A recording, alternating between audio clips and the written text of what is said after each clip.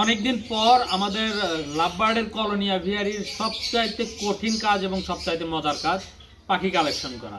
যদিও টেম সাইজ অবস্থাতে বেবিগুলো আমরা সেল করে দিয়েছি, জন্য খুব বেশি পাখি সেলফিড হয় নাই, যেটা আমরা আলাদা করব। তারপরে প্রত্যেকটা কলোনি থেকে হচ্ছে কি পরিমাণ বেবি আমরা পাই এবং আমাদের কি পরিমাণ হচ্ছে পাখি আমরা আলাদা করি সেটা আজকে আপনাদেরকে দেখাবো। ভিডিওর সাথেই থাকুন, আশা করি ভালো লাগবে। আমাদের ব্লু ফিশারের কলোনিতে ঢুকতেই একটা বাচ্চা দেখতে পারলাম এলোমেলো ভাবে ওড়াউড়ি করছে। তো এটাকে ফার্স্টে ধরবো, যেহেতু বাচ্চা পাখি এই জন্যই কিন্তু এরকম এলোমেলো ওড়াউড়ি করতেছে। আসলে বড় পাখি কিন্তু এরকম ভাবে এলোমেলো ওড়াউড়ি করে না, ওরা জানে যে কোথায় বসতে হবে, কোথায় থেকে উড়ে কোন দিক দিয়ে যাইতে হবে। বাট নতুন বেবিগুলো কিন্তু এই বিষয়টা সহজে বুঝতে পারে না।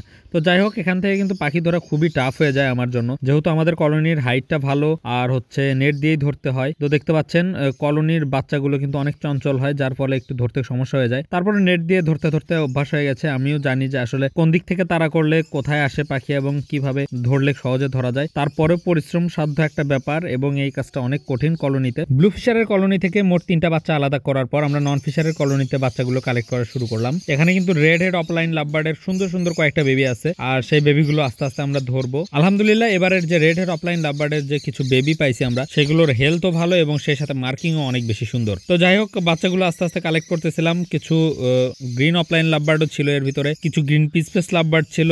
যাই হোক, আমাদের নন ফিশার লাভবার্ডের কলোনি থেকেও কিন্তু বেশ কয়েক পিস লাভবার্ড আমরা পাইছি, যে বেবিগুলো আলাদা করা যাবে এবং খুবই হেলদি মাশাআল্লাহ। তো নন ফিশার লাভবার্ডের কলোনি থেকে বেবিগুলো আলাদা করার পর আমরা ঢুকলাম হচ্ছে আমাদের ফিশার অফলাইন অ্যালবিনো এবং হচ্ছে পারব্লু লাভবার্ডের যে একটা কলোনি আছে। এখানে সবগুলো পাখি কিন্তু আগে থেকে পেয়ার করা সেই কলোনিতে। সেখান থেকে কিন্তু আমাদের বেশ কিছু অফলাইন বাচ্চাও আমরা কালেক্ট করবো আজকে। তো এখানে একটা বাচ্চা ধরা অনেক টাফ হয়ে যাচ্ছিল, তারপরে ধরতে পারছি। তো এটা হচ্ছে একটা গ্রিন অফলাইন লাভবার্ডের বাচ্চা, যেটা ফিশার মিউটেশনের।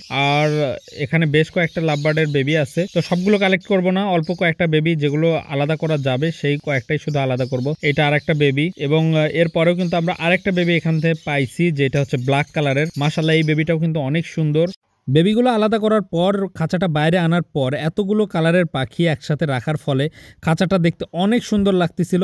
তো যাই হোক, আলহামদুলিল্লাহ, আজকে বেশ কয়েকটা বেবি আমরা পাইছি। আরও কিছু বেবি আলাদা করা যাবে, ওগুলো এখনও পুরোপুরি সেলফিড হয় নাই। তো এই বেবিগুলো আমরা আজকে কলোনি থেকে আলাদা করলাম। আপনাদের কেমন লাগলো অবশ্যই কমেন্ট করে জানাবেন। দেখা হবে নতুন কোনো ভিডিওতে। আসসালামু আলাইকুম।